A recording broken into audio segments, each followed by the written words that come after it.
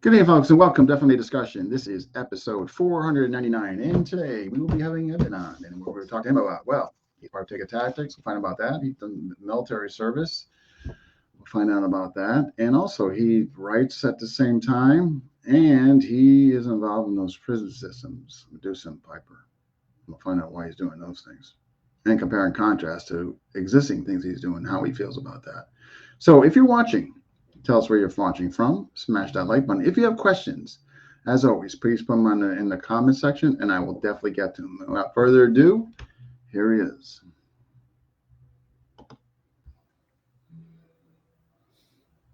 Hey there, how are you? Hey, Dean, thanks for having me on. Yeah, I'm doing great. Yeah. No, yeah, we just came from class, and no, happy to do it. Yeah, so when I found out a little more about you, I'm very like, this guy needs to be heard from. So yeah. Appreciate it. Yeah. So before we get into the juicy stuff, I guess, when you're just before Ticket Tactics, before Medusa, before Piper, and all that. Like, what was your martial arts training? So my martial arts training, I did some Muay Thai growing up, and I was in the military, or I am in the military, I guess technically still, for a couple more days. So I went through the Modern Army Combatives program, some of those courses, which are a mix of essentially Muay Thai striking, Brazilian Jiu-Jitsu grappling, and then like various weapons retention stuff. I got a black belt in Kempo Karate, currently a blue belt in Brazilian Jiu-Jitsu. I'm training that. And due to my work in the military, a lot of times we do operations where you may not necessarily have a firearm, but you typically have some sort of improvised weapon or a blade. So I got like really interested in blade courses, and I just kind of deep dive off of that, and led me down a very deep rabbit hole of various blade systems. It did. That's how we met. You're in a very deep rabbit hole, I might add, and never to get out. So military. So what? Just for folks who are watching, I think that's great. Thank you. Your service. I mean, like, what branch? My pleasure. So I was Army. Okay, but you were just beyond Army Ranger, right? Yeah. So I did Special Forces with my branch. Started off as an artillery officer. Went to airborne school, air assault school, Pathfinder. Went Special Forces. Got to do a lot of really cool training there. Accuracy first, long range shooting course, Special Forces, Advanced Urban Combat course, and a whole bunch of other courses. And what's really cool about special operations in general is if you can justify how the training links to your mission, you can generally do it. So we could get vendors and we could get contractors in there that were civilians that specialized in a very narrow skill set, and they could come in and teach us something very, very specific for an upcoming mission. So that was actually my first exposure to FMA. It was through SIOC Tactical Group. I went through a course, and then at the stomping ground, SIOC. Yeah. So they for like a week, they sat us down in this classroom, and they did a course called the Logical Order of Thought, and they basically went through and they did a lot of breakdowns of like real world videos, which at the time was 2011-ish, which was like, I hadn't really seen much of that, right? Because YouTube's still kind of like in its infancy stages at that point. And so they used a lot of like live leak stuff, and they would do like breakdowns, and they would like focus in on a very narrow task and try to figure out the best case solution. So that was my first exposure to them. And they was it Tom Kyer, by the way? Tom Kyer was there, yeah. Okay, yeah. It was interesting. Yeah. It was him, a bunch of his SIOC guys, and then it was all like special operations dudes sitting in a room and just like staring at each other. I mean, like they had government contracts. Like that's when they were really big, because when the Hunted came out, they blew up, and that rode into other stuff in there. And obviously, Tuan Chris was still alive at that time. So yeah. So neat. So within regards to that, did they? I know they were really how to deal, task specific and the best way to go about it for the best outcome. Did they show you any knife work, or were they mostly just focused on that stuff? So they did in the week-long course I was in, they did a small section of knife work. There was a follow-on training that I was supposed to go to like a year later, and they just with my timing on my personal timeline, I ended up not going to that. So I have some friends that went, but I personally did not go to that like follow-on training. Okay. Okay. So that your first FMA exposure, SIOC. Okay. Upon that exposure and you realizing, I guess it was FMA. Good at, there's not time to do everything, right? We have to know a foreign language so we can build rapport with other foreign national militaries. We have to know infiltration techniques. We have to know, obviously, like all the tactics. You have to know shooting. And then it's just like an endless list of tasks. You just don't have time. So never gets language. That's really neat. Wow. That you have to, wow. Huh. Yeah. So I learned Persian Farsi, what they speak in Iran, because the unit I was assigned to specialized in the Middle East. So the idea is if we ever need to do work in Iran, they send me and my 11-man team in. I'm your man. Yeah. We make friends with the whatever the resistance group is there, and we build up a force and use that to overthrow the hostile government that we don't like. Gotcha. So you mentioned you're retiring. Congrats. So how many years has it been? So I've been in the military 20 years. So you're doing the 20 and out, man. Yeah. It's time? Have you been wrestling with wanting to continue, or you just know there's other things you want to do? No, it's so the longer you're in the military, the more they put you behind a desk. And I didn't sign up to sit behind a desk. I signed up to do work, do special operations, be on the ground. Oh, you don't want to be behind the desk. Okay, all right. Yeah. And I hadn't been doing operational stuff for probably about 8 years before I retired. And then my last 2 years in the Army, I worked my way into the combatives job, which I basically created. And I had the absolute best staff there of guys who were specialists, like every color of Brazilian Jiu-Jitsu black belt, guys that specialized in competitive shooting. I was like the knife guy. And then guys that specialized in striking, pro MMA fighters. I think I had the best staff in the United States Army. Sounds it, just based on what you're describing. Kurt's got 5th group. Were you the 5th group? 5th group, that's right. Yep. 4th Battalion. Okay. Pre and post transition, if anyone knows what that means. So hence your move to Massachusetts. Okay. So where in Mass are you now? So I moved to Brookline, Massachusetts. Like I said, you said I retired from the military. Say again? Just outside Boston, Brookline? Just outside of Boston, yep. Yeah, okay. All right. Okay. And I'm going to school it's a seminary program, so it's a 4 years master's program, and I'll come out as an Orthodox priest in 4 years. Oh my God, that's awesome, man. I saw that. That's good on you. Okay, so all right. During your tenure in the military and there, like, how would you come across those Tiga guys, Conrad doing his stretches and whatever? I'm just kidding. How do you come across Tiga tactics? So I was actually through like a black belt magazine, like email, offering like a karambit course, which karambit's just like a cool knife. So I was like, oh, cool. It's like they had a discount, so I signed up for it. And I really liked their methodology. It reminded me a lot of what SIOC had done years ago. Not to like ruffle any feathers. I thought they did the version I was exposed to. I thought Tiga Tactics was doing it better. And not that I still like the SIOC. I bought a bunch of their DVDs. I just haven't gotten an opportunity to train with them locally. But I liked what their Tiga Tactics methodology of, what does a real world attack look like? You look at it through CCTV video. You analyze the footage, you figure out how the enemy's attacking first, then you figure out a appropriate response, and you teach a simple solution that you can teach a lot of people very quickly and make them effective. And Conrad and Patrick have like over a dozen black belts between them. So it's not like they're teaching something simple because they don't know anything else. They have thousands of moves, right? And they're like, here's what you're actually going to do. Yeah, Conrad's insane. Incredibly accomplished. He's insane. I mean, it's like he's got, traditional arts, JKD, BJJ. I mean, he's. Oh, we got Dave Doherty. Hey, Dave. But yeah. So what year was this about that you, as far as the advertisement that you saw in them? I think it was 2021. Okay, so all right, so you've It's been relatively like, recent. yeah, 3 years, 3 going on 4 years, right? Something like that. Okay. Yeah.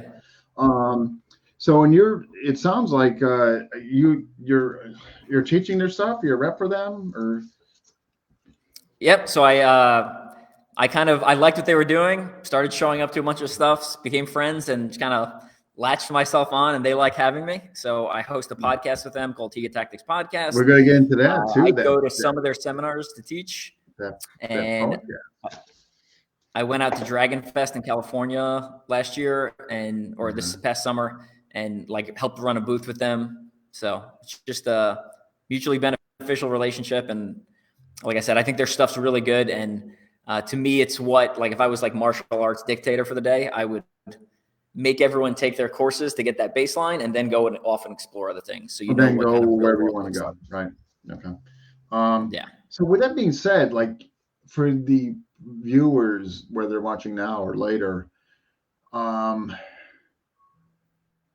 describe, I guess, their not just their system or what's incorporated in their system as far as arts, I guess. It sounds like you kind of gave their methodology. They're looking at videos that they're dissecting them. They're bringing them to the lab per se. They're finding out what is the best response for it, and then they're sharing that response. But I guess what is the accumulation as far as the arts under their umbrella of their system there? It's like tiny pieces from each thing. So it doesn't really like look, it's like basic combatives is what it is. Okay. So they take like, the slow movements of Tai Chi, they take that and use that to like emphasize the teaching method of like, hey, you have to do this slow before you can, and make it sure it's perfect That's before you clever. can smooth it out before we can go fast. They take the elbows from Muay Thai. They take, essentially open palm strikes. They take knees from Muay Thai. They take some of the counter to grappling from Brazilian Jiu-Jitsu. Some of the blade work is essentially it's simple blade work. So you could say it's FMA if you want, but the body mechanics of FMA and the basic angles of attack essentially. So because he's got an Anasano blend background, if I'm not mistaken. Conrad. I believe so. Yeah, I think he's got. If I remember, he was on the show. If I remember correctly, I think it was Anasano. Plus, he's got the Buti Nagari from Uncle Bill, the Kuntao Silat there, rather. Yeah, Silat. Yeah. So yeah. No, he's. Yeah, absolutely well. Definitely well accomplished. So that's a neat approach. Particularly clever on like instilling that kind of, particularly in knife work. I watch a lot of stuff coming through FMA discussion, and I think a lot of these guys would benefit if they took their methodology and went kind of, worked their way slow to and I think that's clever what they're doing, as far as pulling from Tai Chi. I think that's clever. So okay, so you're with them, you're traveling, you're helping seminars, this and that. While we're still on them, how do the podcasts come about, and what is the theme of the podcast?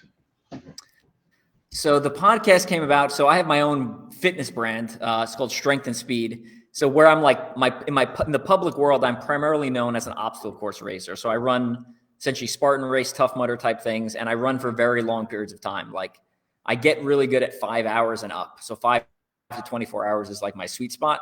12 hours, let's say, is my sweet spot.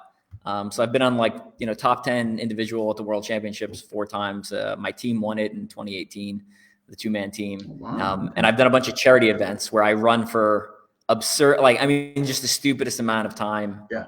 24-hour treadmill runs, 8 days, 8 marathons. And I've got books and videos on that. Again, if you check out teamstrengthspeed.com, you guys can check that out. So I host a podcast for them. So I had that podcast experience. And one of the things I found when I was hosting podcasts, which I'm sure you know, is when you interview people, you just learn so much, right? You just talk to all these experts and if you ask the right questions, right? If you ask the right questions, you absolutely learn a lot, right? Absolutely. Absolutely. If you know how to dial into if you know how to dial into the guest and what their specialty is, and you know how to do that, I mean, yeah, 100%. I totally agree with you. So I took what I had learned from, doing most of my podcasts are fitness focused, but they also kind of have some other complex skills. And I wanted to explore even deeper into martial arts than I had done in the last couple of years. And Conrad, like you said, Conrad's very, very smart dude. And same with Patrick. And getting the opportunity to speak to them twice a month for like an hour each, where I have their complete attention, is frankly, it's a little bit selfish, but I thought it would be helpful to other people. And it's kind of the podcast is a mix of topics. It's basically, I'd say generic combative. We call it generic combatives, combat sports. And basically, if you're a martial arts nerd and a man, right, you'll enjoy the podcast. So interesting. So like it's not you're not bringing guests on per se. It's the three of you getting together and covering a topic. Yes. Yeah. We will have guests at some point, but we haven't transitioned to that.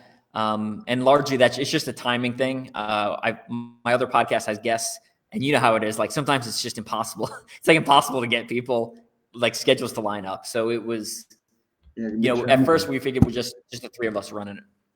No, I think that's a good entry point. You guys get acclimated to your personalities and dynamic since you're three going to be together. I mean, you got three people, three personalities. In other words, what I'm getting at is if you guys make the transition to interviewing people and you got three, there's going to be a dynamic there of splitting questions where or if there's a person who kind of likes to be in the background, you know what I mean? But you're going to have a dynamic there, you know what I mean? On that. And so, but I think that's interesting. So basically, as far as the current status of the podcast and structure, it's not, so it could be anything. I mean, in other words, it could be an FMA topic, or it could be a topic on how to get better results through exercise or whatever, right?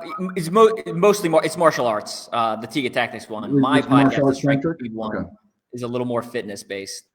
So some of the recent episodes we did a deep dive of the Modern Army Combative System. We did the one that just published was a deep dive of Salat.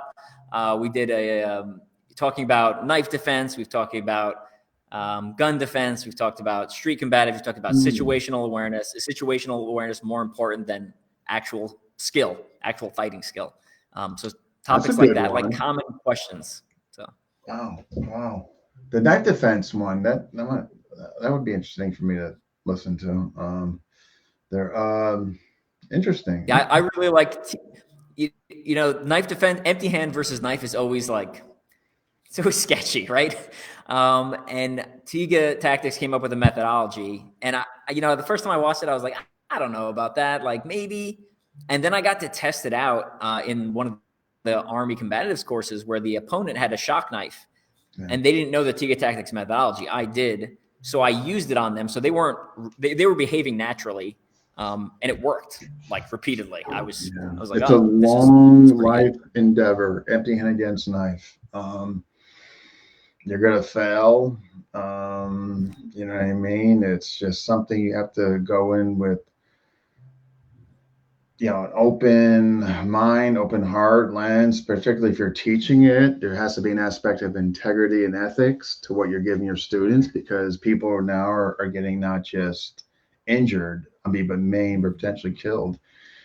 So it's something, it's my major, and it's something I take very seriously just because the nature of the subject matter. And I don't believe in the fly-by-nights. It's either you put your work in there and you really did this and you found out now will come at 100%, but was yielding the highest results, and then you're being honest with those results, right? And I just see some fly-by-nights guys, and it's just and I choose not to say anything anymore, because otherwise you're going to start arguing with people online and taking away from what you could be doing, right? I mean, it's percent. Like you said, it's percentage points increase. I'm just trying to stack the odds a little bit better. It's not going to be foolproof. It's not going to work in every situation. It's not going to work against someone who's really good. I'm just stacking odds a little bit and hoping it plays out. I don't want to get into it now, but think about from the lens of like, okay, like you said, you want to make the odds as best you can for yourself and those you care and love about and your student base, right?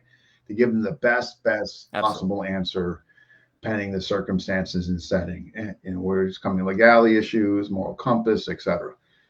But like you were saying, like, nothing foolproof. Then you mentioned like getting somebody really good. I mean, thank God, when you look at the attacks out there, they're generally on the bigger, wider end, thank God. But imagine, somebody got access to some Piper videos and they started getting good. I mean, and they're really good. They know how to use it offhand. Like, good luck. Yeah. Luckily, most criminals are pretty undisciplined when it comes to training martial Yeah, arts. no, So exactly. Like, we're Medusa. You know what I mean? But yeah, yeah. but like you said, it's a really tricky subject matter, and I'm always validating myself, questioning myself, and I go through those pitfalls of like who am I to be teaching this? And then because that's how serious I take it. But then I'll go on YouTube and I'll see what some of the people are doing, and I'll be like, I'm good. You know what I mean? And that's basically how I reorient myself. You know what I mean? Yeah. Oh, here we go. How's the school going? That's Seth. It's going good. Good. Going good, Seth. I'm getting used to being a student again. Yeah. So it's been a hot minute, but I go to church twice a day and I train martial arts every night. So it's a packed schedule between that and homework and then family. So There's a good it's guy, going. Seth, huh? Okay, so Tiga Tactics. So from Tiga Tactics and being exposed to some of the different arts they bring in, did that kind of ignite you or inspire you to go train in different things? As far as like the BJJ and et cetera, et cetera? Yeah, when I find a topic that interests me, I tend to go off the deep end and like I go all in, right? Like obstacle course racing, religion, the military, right? And martial arts is one of those things. I think they're all interesting, and I wish I had started when I was a little kid and had time to like just do a little bit of everything. So I'm just kind of cramming things in where I have time, and I generally believe that all martial arts have some sort of value. Sure. Even if someone does Aikido and I do Brazilian Jiu-Jitsu, I think the two of us probably have more in common than we have different. Even though we may not like each other's art. And I don't have to like your art, and that's cool.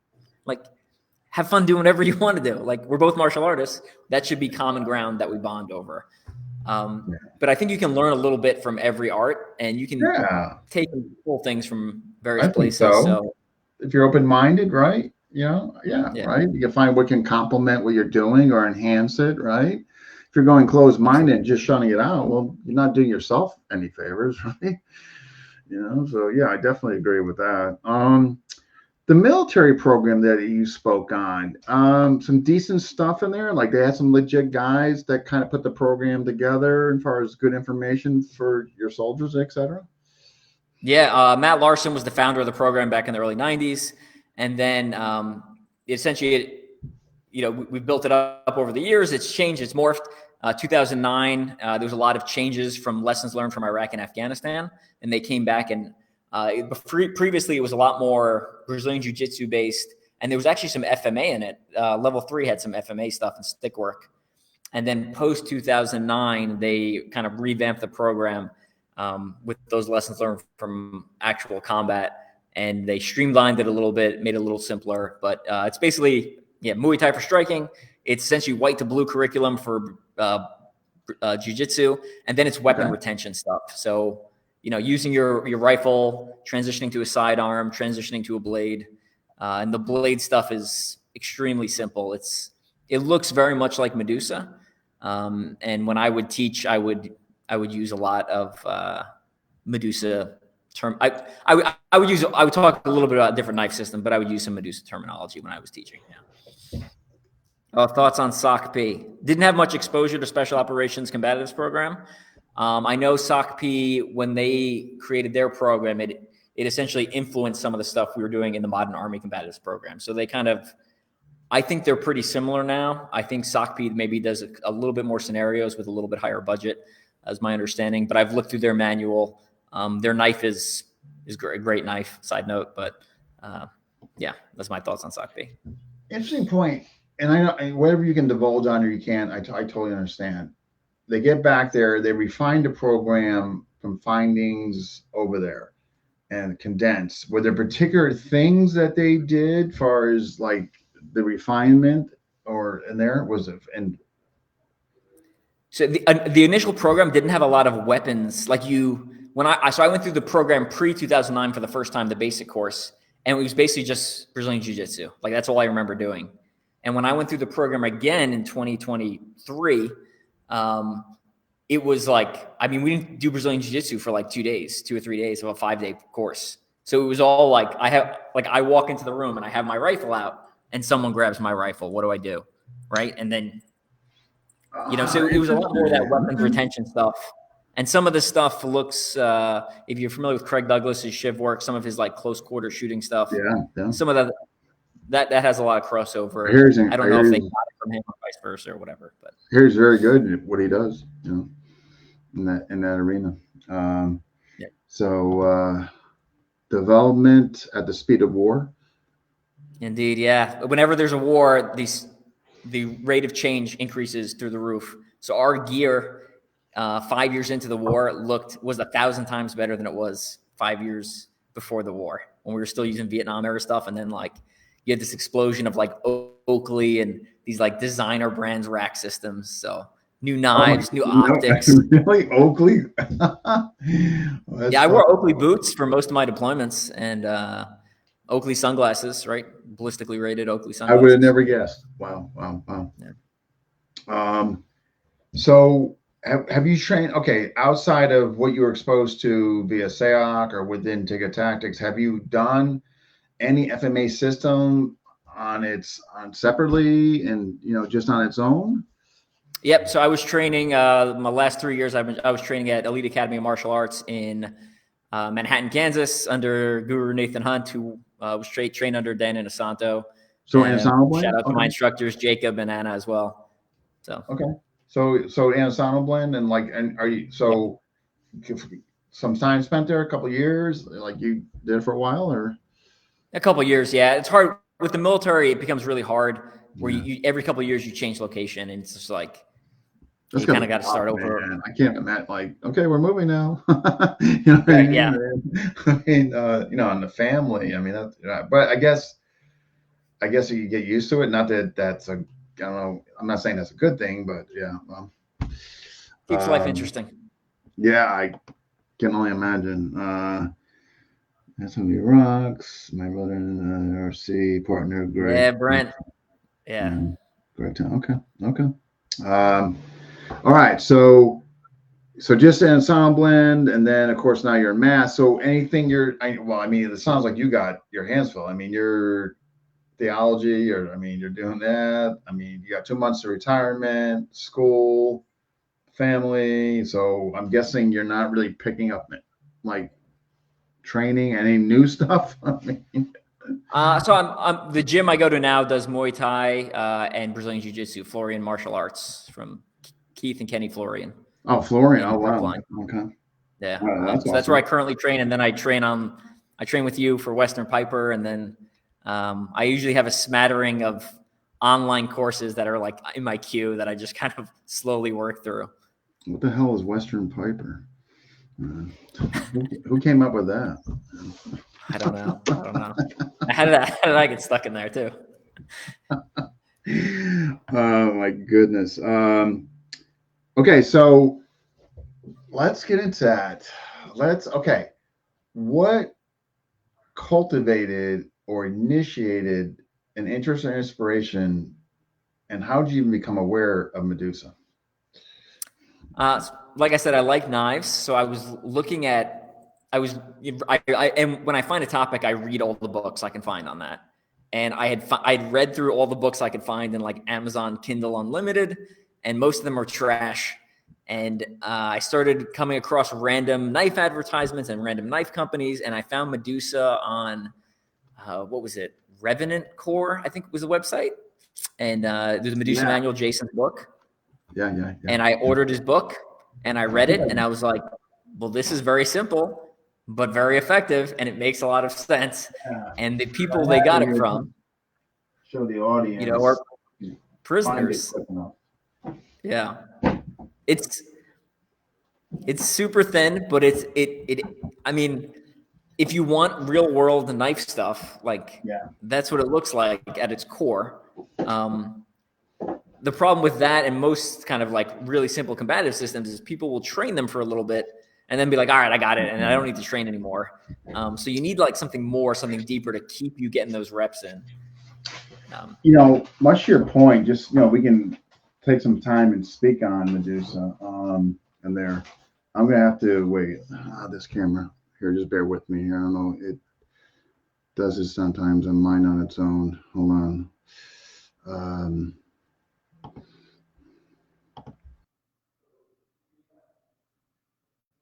Hey, Richard, good to, I see the message. Thanks for, good seeing you. Here's the thing, it's funny, like I knew about Medusa, and then I saw the podcast, and then that perpetuated like an interest, and so I reached out to Jason, and I reached out to Jason just not because it was just it was more of a familiarity thing, to be honest, in there, and so but I think they achieved something not just well done, but something literally that got to the point, Yeah. where they just bypassed everything, but they showed just the honest brutality and the simplicity of this in the wrong hands, while reversing the lens from a defensive lens, but nevertheless, while you're going through that, just seeing like anybody's hands, just like how brutal, like, you know what I mean. I think they really achieved that, really well, and so I really appreciated the simplicity and the directness of it, and I like the aspect based on the three principles and that, and yeah, so I agree with you there. I just think it was a breath of fresh air when you were seeing these long, big systems, elaborated drills, and this and that. And here this thing comes, man. Like you said, it's this thin pamphlet, which I know it's here. I can't find it, of course.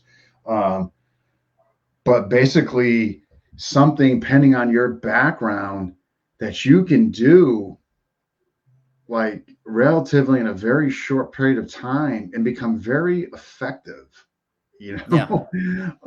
That was appealing to me. You know what I mean? Like that immediate, like you become effective very quickly, and there was no nonsense in Yeah. there. And I love stuff that's heavily tactic based. Like I'm getting older, I don't have time for memorization. I don't have time for drills. I don't have time to weed things and then like, okay, I'm gonna take this piece here. Can't really do much for the rest of this stuff. Like I don't have time for that anymore. Like, I just don't. You know what I mean? So yeah, I'm with you on that. And I think they did a great job collectively. Seth, Mike, and Jason, all in there. So. Yeah. But more When I to look at come with them. yeah. When I look at what Medusa is to bladed arts, I see the same thing as Tiga tactics is to general fighting combatives. That's one of the things that attracted me to Medusa as well. Yeah. No, I'm with you. And it's funny. When I was doing it, Lloyd, it was just at the tail end before he disappeared. And I remember bringing it up to him because the podcast had just happened. And then before you know it, he was there. But inspirational, they were and are still to this day, far as like how I looked at WPM and how I still continue to look at WPM, making sure it's not going down any rabbit holes of like theory or drills. And I'm always monitoring that because it's so easy, man, to go down that landslide, and before you know it, you basically took something raw tactic driven, and now it's like it's so easy to get corrupt like that, to corrupt the system like that. And that's one thing I had to always make checks and balances with myself. Like, but the point being is that I use Medusa a lot for that reference. That, you know what I mean? Like, okay, wait, because because some of the upper echelon guys in WM will bring up ideas, and they'll seem really interesting, and they'll captivate me. But then I start to think about it. I'm like, whoa, man, you're starting to do it. Like, Yeah, yeah. you know. It's So it's the path of every martial arts system. Simplistic, it's effective, and then people are like, well, I've mastered that. Let me do a little more. Let me do a little hey, more. we gotta What add. if this? What if that? Yeah, And you're like, it's like I firmly believe in the whole thing. Less is more. I really do in so many regards. You know what I mean? Not just to movement, but to curriculum. And there, like, I have no interest in filling like a huge curriculum. So I have folks for 10 years and that, you know what I mean? Like that, so I think it's really, I think your value system really comes into play with that. Like, what is your value system? Like, if you value tactics and you value simplicity and less is more, well, your system probably is going to model that, you know what I mean? yeah. And your approach and what systems you choose to study, like, and so, yeah, really interesting. Okay. So so you trained under Jason, right? I did. Yep. Yep. Okay. Fellow Long Islander. Um, Yeah, I Sasquatch Islander. um, but so do you actively teach it or no? Because of your transitions moving and such. I mean, what do you? So I've taught a couple people online, and like I said, I would use Medusa. I would talk about the system when I would teach like Army combatives. Like I integrated some of those concepts in, and talking about, again, between Medusa and Tiga tactics, like talking about what real world knife violence looks like we were talking about earlier. Like a lot of soldiers will just go to the PX and buy a knife for their kit, but they don't think through what happens if you have to use it, bloody and messy and sweaty, and like how many times you're gonna have to stab someone, right? Like real knife violence is awful. It's completely awful. It's terrible. Yeah, it's terrible. It's terrible. Yeah, yeah, yeah. And I think people just put stuff, and they carry stuff because it looks cool, and they don't really think through basic contingencies, like what if my hand's slippery and my hand slides onto the blade, and now I've cut myself with my own knife, or what if the bad guy just takes my knife off my kit and stabs me with it? Now Right? he's That was a real problem we had downrange, and which is one of the reasons the sock P knife looks the way that it does, because it looks like a seatbelt cutter to the untrained person, or it looks just like a ring, but you can pull it out, pop someone, and then transition to a pistol, and you can still retain that just to knife. buy And that still, time where it's there to get to your main fire. Oh, okay. Yep, got you clever. I just want a yeah. chance to say hello to folks. Sometimes I get absentee on this. Yeah, I We see got, Dr. Conrad stop by. I don't know yeah, if I he's did still time. here. We got Kurt here from Alaska, Richard Pack, who's also an Army, if I'm not mistaken. David Doherty, I said hello. We got Seth Raymond, Brent, of course, Greg Mason. Yeah, you got Maestro Conrad. And we got GM Ray Floro. Okay. Okay, here we go. I think we got a question then. Yeah. Does the training change the combatives depending on who the next OC I is, see. Yeah. or is your method set in stone already for the program? Okay. So the program has very specific things they have to teach, right? There's a basic course, which is 1 week. There's a tactical course, which is 2 weeks. There's a master's course, which is 4 weeks. That stuff is set by the Army, is set in doctrine through a schoolhouse. So there are certain gates you have to meet, and the tests are very fixed. You'll be tested on X, Y, and Z. That being said, can you add your own like little flair in there? Yes, you can, right? So I would go and I would talk about, again, I would talk about, when I taught the knife violence portion, I would talk about real world knife violence. I would add more information than they necessarily needed. My instructor, who's specialized, Juan, who's really good at shooting, would talk about some pistol stuff in addition. And Sean, one of my other guys, and Rolo, both very good grapplers in addition to tactics guys, Ranger and infantry dudes, combat veterans. They would add a little more in because we're in the business of saving lives and keeping soldiers alive. Keeping soldiers alive. Like if the Army program isn't fulfilling all what we think is all of the information we have, all those needs, we'll add in more. But the system itself is very set. And then every combatives gym kind of has their own maybe additional program. So we added in some bonus things. We added lunchtime training to get guys training more year round. We created our own special award. It was essentially a belt buckle that if you show up to 24 1-hour grappling sessions, you get a belt buckle, one ID combatives. So when I left, I passed off the work I had done, and the next person in charge and the next leadership that takes over at the division level and then at the unit level, they will change whatever they see fit, which is normal Army business, right?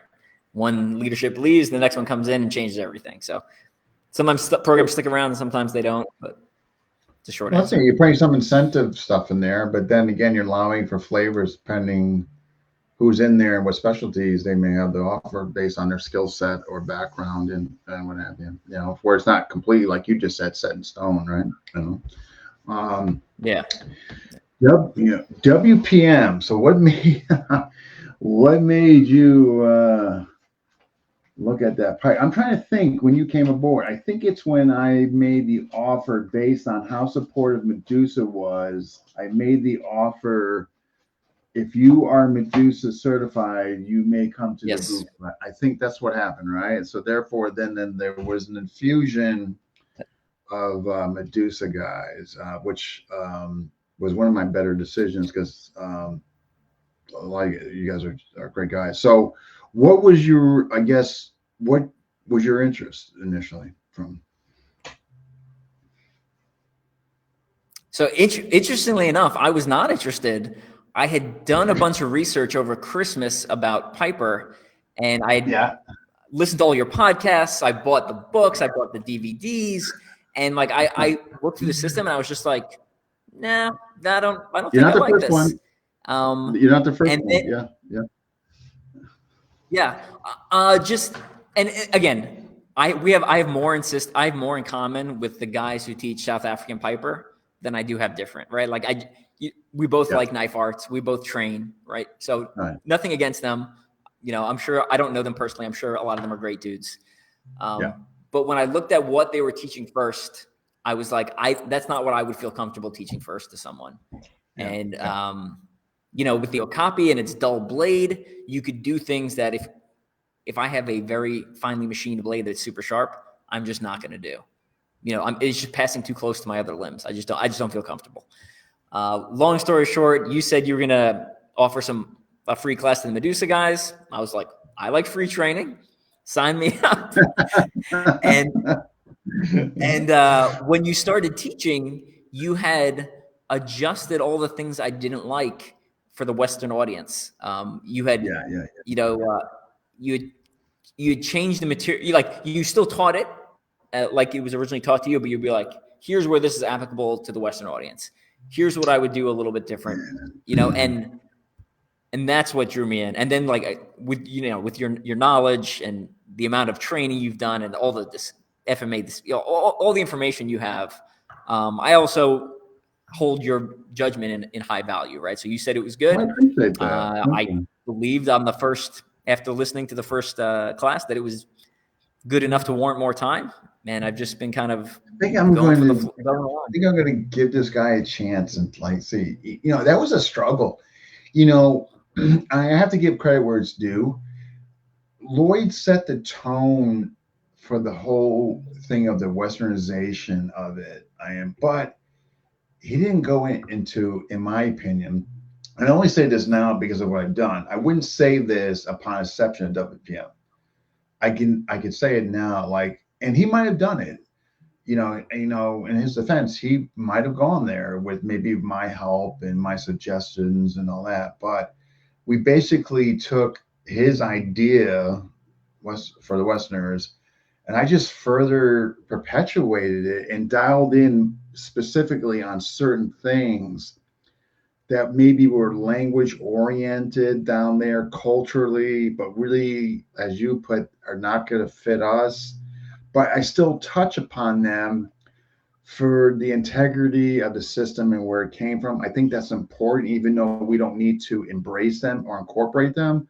But I think it's due diligence, it's owed recognition to at least acknowledge. You know what I mean? And it's been a fine line of balancing with that, and which didn't happen overnight by no means. I mean, we're still in our infancy, growing pains, good problems, but I like where it's going. I like who we have in the group. You know what I mean?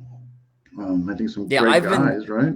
As a general rule, like when you look at Medusa, criminal-based system, Western Piper, Yeah. right? Criminal-based system. And then you look at the guys in the group and you interact with them, you're like, these people are so nice. And like they're constantly talking about legality and ethics. It's like, this is just not who I was picturing in here. No, but because we're And not I think putting off that's that great. facade. Like there is a Yeah. facade with some of these guys. Like, like this is I think really important to touch upon. Knife brings out this facade in some folks that are disenfranchised and they look for empowerment to be part of this group and they're going to be part of something. And now they get this false sense of empowerment and facade. Maybe they just had a rough time in high school, whatever, tragedy or whatever happened in early life. But these knife systems slash cults, if you will, you know what I mean? They attract those guys, and I made a very concerted effort. Like, no, like that's not there. So your observation as far as like the guys in there, it's like, yeah, because you can't have that. You can't have those disenfranchised people in there, man. You can't, right? So I Yeah. mean, and because it takes one, they do something, and before you know it, you're being dragged in court. You know what I mean? So there's a screening process, of course, but thankfully, most of the people that I kind of knew through affiliation or they were part of something else. So it's, but I've had, like, for instance, I had this one guy from Turkey, and this is fairly recent. I want to be a rep in Turkey, and that's where that conversation stopped. I mean, like I had no knowledge of this guy, and there's no way I'm like passing this stuff on to somebody that I know nothing about. It's just not worth. It's just not worth it, right? Yeah. So what if people, okay, within the lens of Piper, like with the different movements and like movements that are generally speaking are not really seen in other arts and etc. Like, what was your initial intake of that? Like, was it like, what the hell is this? Why am I doing this? Or was it intriguing? What was your initial thoughts on some of this stuff? We talking Piper or we talking Western Piper? Western Piper. I view them as pretty different. Actually, that's a good question. So let's go with, so we stay politically correct. Let's go Western Piper. Yeah. Western Piper. I liked a lot of the got a lot better because of all the power generation. Like Brian Canada was having us do like these drop step drills and stuff like that. I really feel like my rotation on my empty hand striking got better. I think my ability to get to the angles, get to that weak side of like an empty hand striking also got better just because of the drills we were doing where, I'm striking a couple times and then I'm moving, or I'm striking once and then moving to that weak side. Let's see what else. And some of the movements with like the use of the live hand, I just feel like it really plays well into using all your tools. I'm framing out, I'm blocking, I'm distracting, I'm pulling, I'm pushing. And I really feel like it works really well. And it not only works with knife, but it works with flashlight, it works with pen. And I think those are all like really good crossovers and additional applications that Western Piper specifically brings. You know, I Yeah, I agree. I think you brought some you know, great I think points there. Like, if you're someone who wants to like deep dive, no, I totally agree with you. I think there's Piper does things by natural default, and I think tapping into the momentum, linear and rotation, and its equation to power, right? The acceleration of the mass, the two hands working in concert. I like when I look at Piper, I just think, and I really looked hard. I just think they do an exceptional job in that regard. You know, I mean, like you mentioned, not just offensive applications, but defensive, right? Um, yeah, like certain angles and ways of moving, aligning things where you're making your transitions cleaner and more effective and more efficient, right? I think there's some things in there that they really address well. And yeah, like you said initially, there was a stigma, like you know, what you saw initially and what you were reading in there, like, you know, some of it wasn't good, and you're not the first one.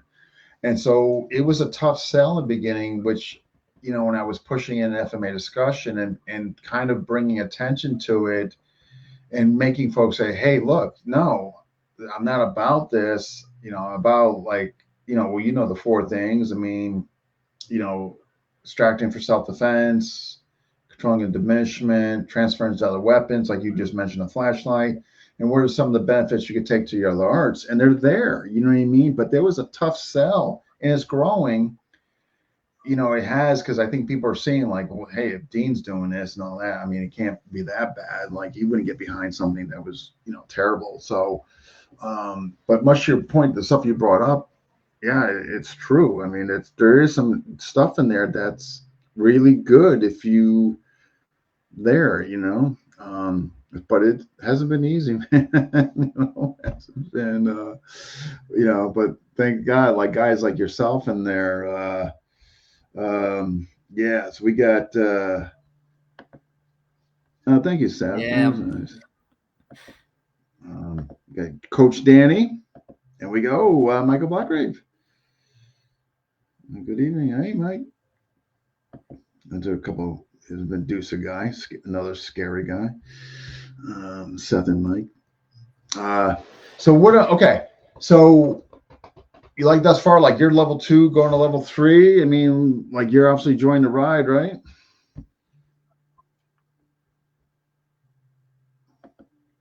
yeah, absolutely. You got Norman. What are what are your other goals? So if you had the time, like besides like knife and all this stuff, like what other like system would you like to dive into or explore?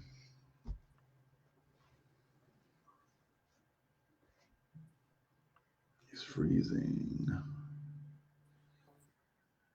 Sure.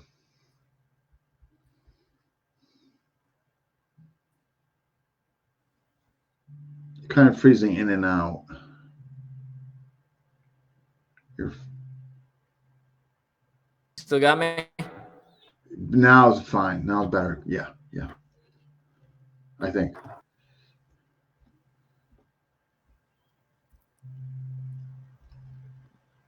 Hang on, folks.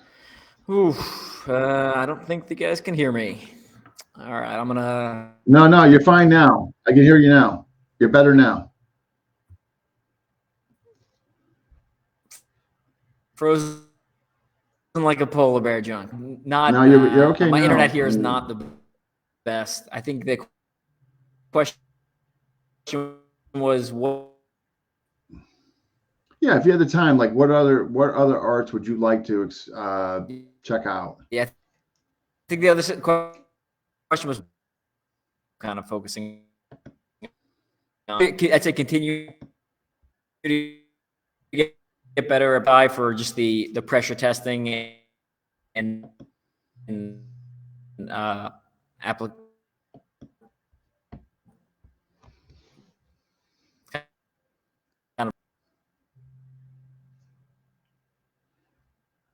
Yeah, black screen, which now means he's gone.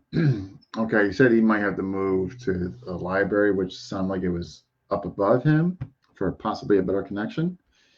So hopefully he is going to do that. The blue screen dead. Now I got the black screen. GM Ray. The black screen is worse than the blue. The black screen means that you're pretty much gone. Yeah, but what can I talk about till he comes back?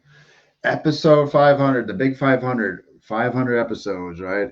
Actually more than 500, but 500 with that were guest specific. Oh, you're back. Goon represents Fritz. Awesome. I don't know. Yeah, definitely I bad when understand Can you move to a different spot, Evan? All right. I said, can I move? You're coming in and out. Yeah. I'm wondering if you maybe move to a different spot.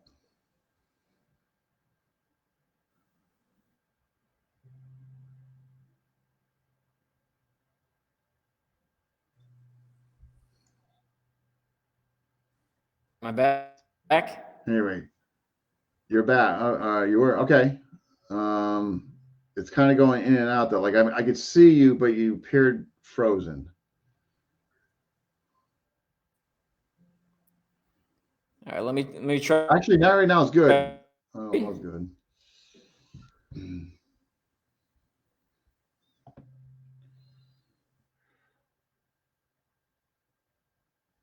Connection. Let's see if this works. That's better. Yeah. Is that better? A lot better.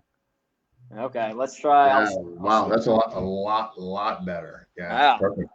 Yeah. Right, yeah. So the question was, if you, assuming you had the time, the interest, like, is there another, let's go to FMA. Would there be like another FMA system like you would like to experience or do? I'd say Bikini Tertia. I'd be interested in. I've gotten a little bit. I've gotten a little bit exposure to that through like some of Tricom courses, but again, that's just I haven't had a place that's local that fits into my schedule that I can. There's gotta be somebody in Mass though. Yeah, but then I think now I'm running into the problem of time. Yeah, right. You got school and yeah, for sure, right? Yeah. Let's get into you right now. Let's get into that. So now, everything else you do, you're taking up like writing. What's going on with that? So I got into writing largely from obstacle course racing, and obstacle course racing was a relatively new sport in 2014 when I first did one, and I had done a whole bunch of other different sports prior to that: marathon running, triathlon, a little bit of powerlifting, a little bit of natural bodybuilding. And I had seen models for success in other sports. And I was like, well, why don't I just steal that for obstacle course racing? So I did. And I literally, I copied other people what they were doing for their sport, but I applied it to obstacle course racing. So no one had written a book on competitive obstacle course racing in 2016. So I wrote a book. And then I wrote a couple more. I had more stuff to say. And after about 8 books on obstacle course racing, I ran out of things to say. That's awesome, though. So now, but you're doing something like with the Tiga Tactics, right?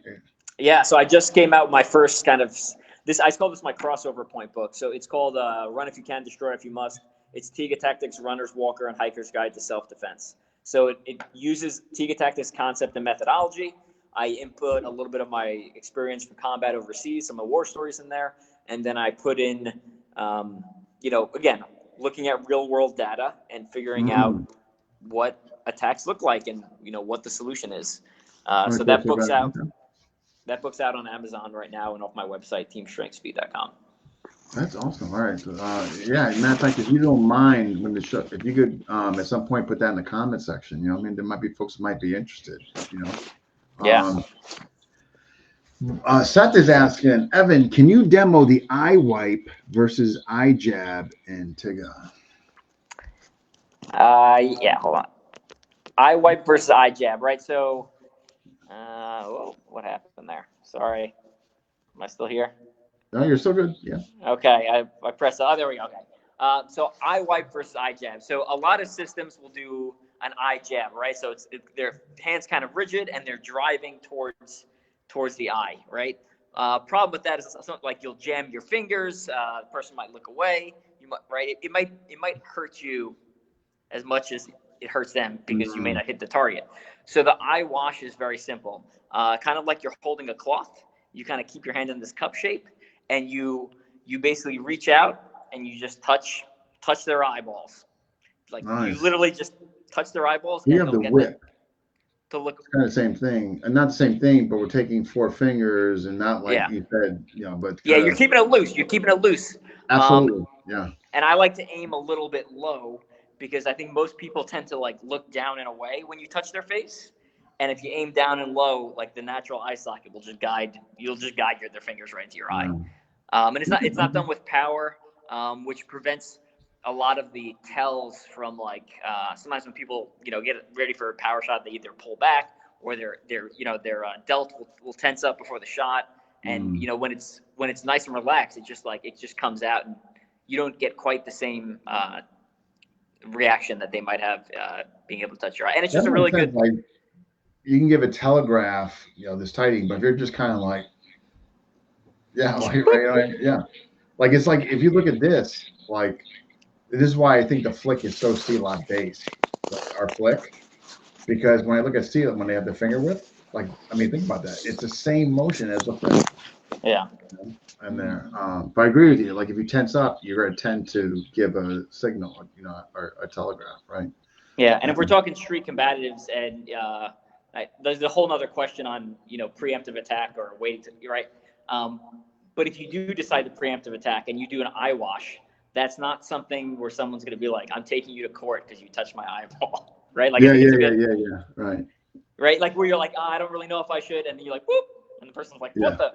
And then you can run out of there, or escalate if you need to, but it buys you time, right? And then you come in. It's kind of like our flip, like entry or exit, right? Yeah. I mean, oh no, awesome. So, folks that are watching, Evan made a very generous offer, which to basically write something on WPM, which I thought was very, very kind of him, and I of course said, yeah. So, but no rush. Whenever works for you. I mean, I know you got stuff going on, so. It'll be out. I'll get it out within a year. Just a matter of I'm hoping to get most of it done over Christmas break between classes. Wow.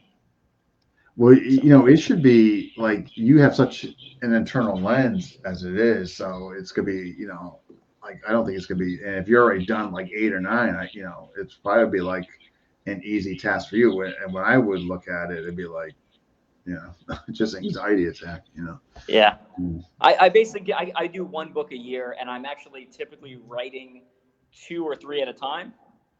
But I just kind of, as I get tired of one, I go to the other one, or I kind of go back and forth and revisit the material because you'll learn new stuff. And then when you're writing for one thing, you'll be like, oh, I don't like the way I did on this other book. So you'll like go back. So, and then by the time honestly, writing is not the problem. It's editing is the problem. I just hate editing. It's just tedious, and you're taking something from a 95% solution to a 99% solution, and it's just not fun because you're just like you're making minute changes versus like really producing content in mass that people can absorb. But it's part of looking professional and having a professional appearance. You gotta. So, are you going like Lulu? Like, how, are you doing everything on your own? Like, I know some folks use Lulu. So my first book was published through a publisher, and I got a lot of money up front, and then not a lot of money on the back end. And then I self-published the next books, and I primarily use Amazon. So I use Kindle Direct Publishing, which is the easiest. For creators, it is so insanely easy, and there's no overhead. So it is an amazing platform. I know we're giving money to Amazon, the giant. But as a creator, it is so easy, and it requires no overhead. So that's what I've been using. No, it's. I mean, if the simplicity is there and all that, I mean, yeah. I mean, because I've heard that before. The few people I spoke to that have done books, they did mention the editing was definitely what was challenging. and that. So with that all being said, like, what do you got for future goals? Like, whether it be martially, I mean, you're retiring in 2 months from the military. So what's Evan going to be doing once he's closed the military portion of his life? Basically putting the military stuff behind me, obviously. I'm putting a lot of my obstacle course racing behind me. I hit 100 podiums earlier this year, which is like an insane amount of racing. And my body I'm 42, so my body's is hurting from some of the endurance running. So more martial arts focused and more theology focused now at this point, right? So martial arts goals, continuing Brazilian Jiu-Jitsu and Muay Thai, continuing to get trained in bladed systems, produce some content for Western Piper methods, for Tiga tactics, for my own brand. I basically made a Patreon page where I post some martial arts related videos. It's a really low barrier to entry. It's like $5 or $10. I'm just trying to, like we were talking about earlier with some of the stuff that's on YouTube. I'm trying to make a very low barrier to keep like riffraff out, essentially, right? No, but that's a good point. Like optics, like why you want some exposure in optics, but like, this is why we're allowed in WPM, as you know, we're not allowed to post public videos. I don't want people seeing what we're doing because it gets in the wrong hands, and then you got somebody that's just gonna, you know what I mean? And some of the stuff that's being on YouTube. Yeah, it's crazy. I can't believe, I can't believe some of the stuff that's up on YouTube. That's what I mean. It's like I just think some of it is not in the best interest just for the mass or like who can get access to it in there. I just think there needs to be a little more resilience and oversight. You know what I mean? And like for instance, yes, I have posted stuff on Instagram, but my Instagram is private. I know who's seeing it. It's not public. But you don't see me posting Piper stuff and FMA discussion. I mean, there's a reason for that, and I think there's a responsibility there that needs to be invoked with the student base as well as just even with ourselves, that restraint. You know what I mean? Yeah. So we got Richard. Some folks publish on YT thinking they're going to get that big YouTube money. We got here from Maestro Conrad, Patreon Rocks. I remember. Oh yeah, Conrad's on my Patreon. Yeah, I'm producing content every day, just crushing it. So just random topics of a lot of it. I have like 20 years of knowledge from special operations and military and deployments, and then like all this martial arts stuff I've studied, and it's just like sitting in my brain, and I feel like it's not doing people good in there. So I want to share some of it with people who are interested. I think it's great. And I talk about stories on there that I don't talk about publicly because, people die. A lot of times they're bad guys, but like I also don't feel comfortable. I don't like sharing mistakes of myself or my guys, or kind of gloating about killing bad guys as like my unit with my team. It just feels it feels reprehensible. But if someone's interested in tactics and improving and stuff like that, and has that that ethical base, then that's a different story. Then you're learning from mistakes, and then I have no problem sharing, right? So I tell the stories I tell to the combatives guys when I'm training them is different than the stories I tell my friends at a bar. No, you're just being responsible. I mean, what I would do, my suggestion to be in the comment section is definitely put your Patreon in there, as well as okay, if I can figure out how to do that. You should be able to go right in the comment section. It should enable it. You might, if you can't do it now, there we go. Does that work? When we end, but either did that come? I just sent so it's patreon.com/GreekCombatives as the. Let me see if this. I don't know if that's sent across. Can people see that? Not yet. It'll definitely. It should populate on my end as far as the comment section. I think it might be sending just to you. I don't know. I had nice access on the computer, and then we switched to the phone. And well, here's the thing, though. If you send it to me, did you send it to me via Messenger? I can send it over Messenger. If you send a Messenger, can you still see me right now? No, you're blacked out. Can hear you fine. Okay. Okay, yeah, I'm sending you the website right my website right now. Actually, I'll just use this one. My website is ultraocrman.com. And that'll have links to like pretty much everything. That's like the main hub there. But the Patreon is, I'm sending it now, patreon.com/Greek Combatives. Okay. So what I'm doing now is I'm going to, okay. So what I'm going to do here, I'm basically. Yeah, or if Conrad, if you're still on, copy and paste the link there. Well, basically that's what I'm doing. I'm going in the comment section now from my end, and I'm basically just going to copy and paste it right now. So. Basically that's what I'm doing. I'm just turning the volume. You'll be able to find links to all my books on there. I've got a 24-minute documentary covering by a professional filmmaker, covering some of the ultra endurance stuff I've done. Okay, there's all a that's Patreon. on the website. All that's on the website. Here's a Patreon. Okay, now all I need to do is just get your website, and we'll be good to go. Yeah. And actually, I got a really good. Even if you don't want to pay for Patreon, sign up for the free. There's like a free version. I got a good video dropping tomorrow. It's like a 17-minute deep dive into a bunch of runners that were attacked and kind of like an analysis breakdown. It took about an hour of like researching all these women that were attacked and oh, really? Okay. Some of the advice they were given. It's a Dr. Conrad's seen it already, but it's a good video and it's free. So yeah, all right. Okay, putting in your website now. Should be coming in through. Should be. Appreciate it. Which is, why is it not? Here. Okay, yep, came through. So I don't know why it's not showing on here, but anyway, here we go. It's okay.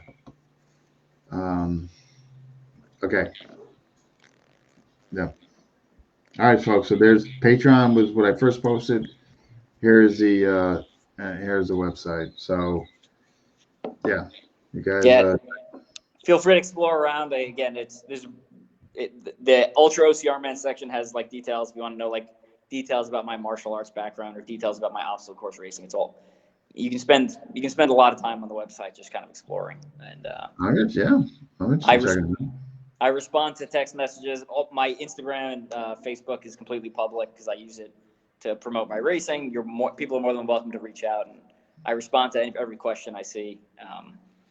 And yeah, well, that's great. No, and obstacle course racing, martial arts, theology, any sort of questions people man, have. you're like a Renaissance man. Yeah.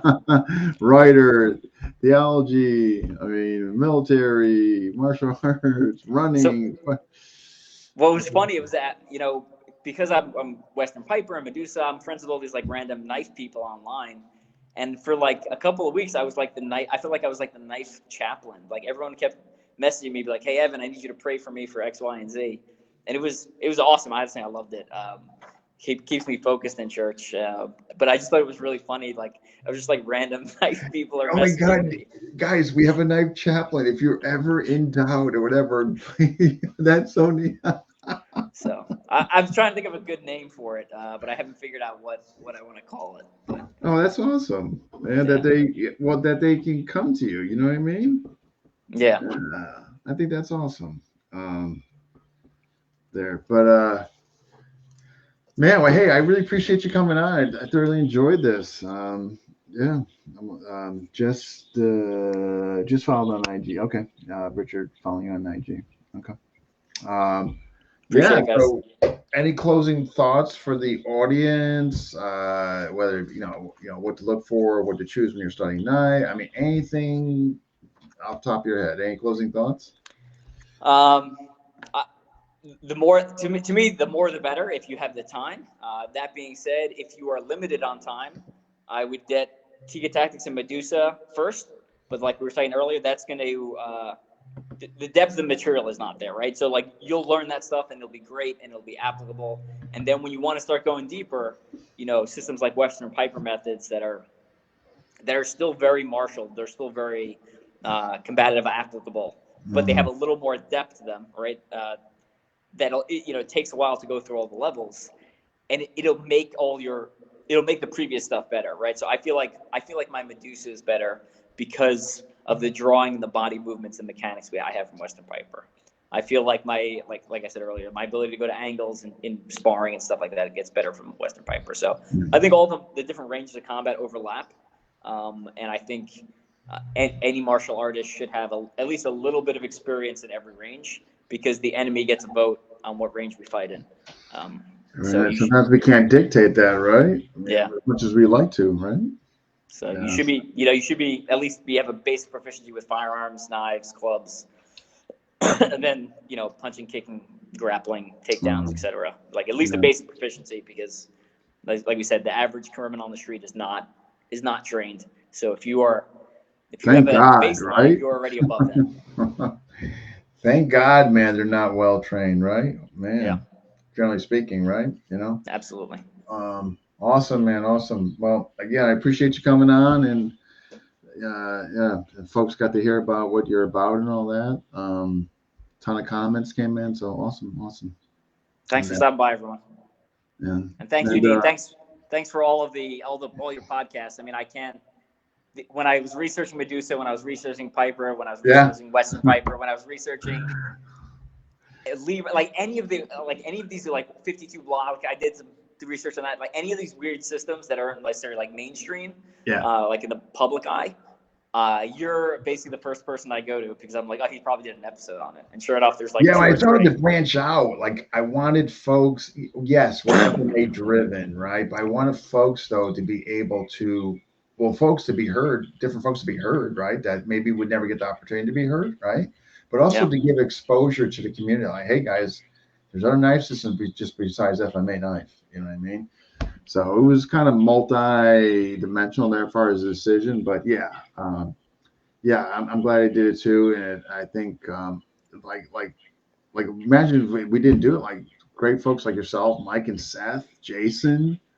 Like, you know what I mean? Like, look at all the, you know what I mean? As a result of that. So, yeah, definitely. Hey, Gary. But great. And Dave's thinking, folks are, they're digging it. But awesome. You take care, man. But, worst comes to worst, I'm going to see you next Tuesday. So, of course. All right, Evan, you be good. Bye. Appreciate it, Dean. Thanks again. Thanks, everyone, for stopping by. Anytime. All right, bye. All right, that was a good one. That wraps up 499. Next, big 500. What does that mean? Tom Sotis offered to interview me, and you guys see the list of questions he sent me. Okay, just incredible. Anybody that knows Tom Sotis is a mastermind. I find him brilliant. You know what I mean? Almost borderline genius. But I'm probably being a little partial, right? But to give you guys an idea of the questions. Hang tight, man. I think you're going to enjoy this. I'm going to pull up something right now, and I'm actually going to list them before. The episode is going to be this Sunday, incidentally, November 3rd. But his questions were like, I was just like, wow. Like, 30, I think, believe it or not, I think 31 and 32 questions. Okay. Okay, here's some of them. I'm not going to go through all of them, but here's just some of them, okay? How have any interviews changed you or expanded your perspective on FMA? Good question, right? Here's another one. What are some of the most memorable interviews you've conducted? Another one. I'm going to go backtrack. What was your vision when you began interviewing FMA instructors? Good one. Here's another one. What would you say some of the most influential FMA practitioners you have interviewed? Oh my God, that's going to be a tough one, man. That's like, what role do you think social media plays in the modern growth of FMA? Good one. What are the most common misconceptions people have about FMA according to your interviews? It's a good one.